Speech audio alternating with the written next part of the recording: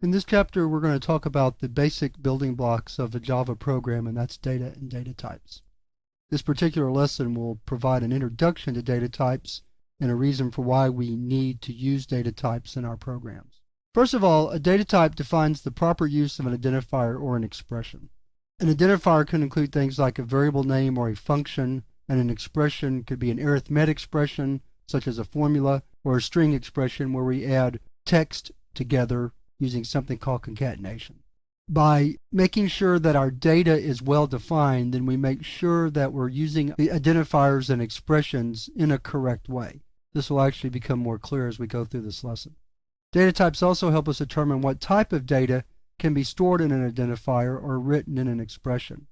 So for example, when we have numeric identifiers like numeric variables, then only numbers can be stored in those variables. Same thing with strings. If we have a string variable, then only a string can be stored in that variable. When we write an expression such as 2 plus 2, the fact that we're using two numeric pieces of data with a arithmetic operator, the plus sign, indicates that that's a legal numeric expression. Just like if we wrote an expression where we wrote hello plus world, which were strings, then that would be legal because the plus sign signifies concatenation for strings. Data types also help us decide what types of operations can be performed on an identifier or an expression. So for example, with a numeric data type, we can perform the standard arithmetic operations. Just like with strings, Java has a set of operations that are defined that can be performed on strings, but not on other types of data. An example of a legal numeric expression is 12 plus 2. Here we have two numeric pieces of data, 12 and 2, actually integers, and the plus sign, which indicates we want to add 2 to 12, and that's legal. An example of an illegal numeric expression might be 12 plus Mike. Here we have a numeric piece of data, 12, and string data, Mike, and those cannot be added together legally. An example of a legal string expression might be hello plus world, where we want to concatenate world to hello to get the single phrase, hello world. And then finally, an example of a legal arithmetic expression is salary times tax rate, where salary and tax rate are defined as numeric variables which can be multiplied together. Some examples of legal numeric data include 1,000, which is an integer, and 3.14159, which is a floating point value, or in Java terms, a double. We have string data such as hello world and Mike. String data is any data that is surrounded in double quotes. Java also has character data, which are single characters surrounded in single quote marks. That data type is called char, and we'll look at it in more detail later. And then finally, we have the Boolean data type, and that's for true and false values. We use Boolean data when we're trying to make decisions in code, either in a branching situation where we decide if we want to perform one set of instructions or another set of instructions, or perhaps in a looping situation where we need to determine if we want to continue looping over a set of code based on some relational expression. There are two main categories of numeric data types in Java: the integral data types and the floating point data types. We're going to begin by discussing the integral data types. The two main integral data types are int for integer and long for long integer. The int data type stores numbers in the range of negative 2,147,483,648 to positive 2,147,483,647. In general, that is enough storage for any integer value that you're going to work with, and certainly in this course, that's plenty of room. However, if you don't have enough room, you have the possibility of using the long data type. And I'll just let you look at the range that the long stores. Those numbers are quite large. In the floating point types, and here we're talking about numbers with fractional parts, such as pi, 3.141569, or some other value like that, we have two data types, float and double.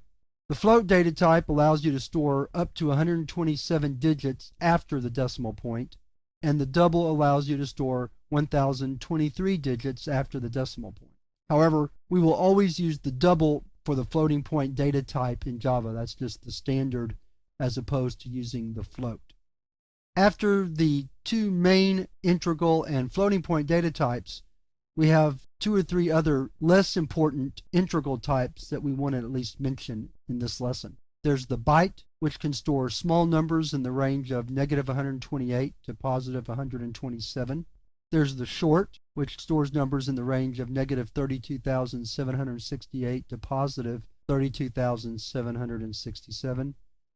And then there's the char. Char is not really a numeric data type. It stores letters or characters such as A or Z, but it stores them using the ASCII or numeric value of that character. If you're not familiar with the ASCII values, you might want to Google that term to give you an idea, but I'll just very briefly tell you that every character, letter, and symbol that you can find on the keyboard, as well as some non-printing characters such as tab and space, all have an underlying ASCII value that the computer uses to store or as a representation for that character, letter, or symbol. And the char data type uses that ASCII value to store a letter. That wraps up our discussion of the numeric data types.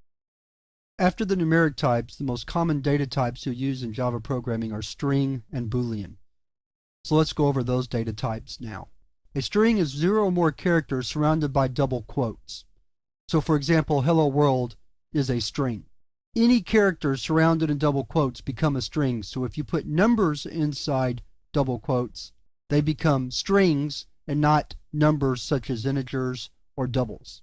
String is a class and not a built-in type. And that really has no meaning for you right now except the fact that there's lots of class methods that we can use. These methods can be used to do things like determine the length of a string, pull a substring out of a string, and many other types of string operations that you need to perform. Strings are limited primarily by your available memory.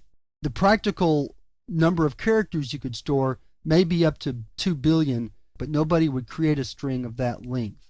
And in fact, nobody would, in their right mind anyway, would create a string that would use up all your available memory. So any size string you probably want to use, such as a sentence or a paragraph, would easily fit within the limit of a string's length. Strings can be combined with the plus or concatenation operator. We'll look at the details of performing that task in more detail later.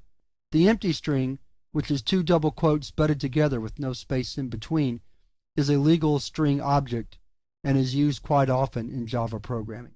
After the string, the next commonly used data type is the Boolean data type.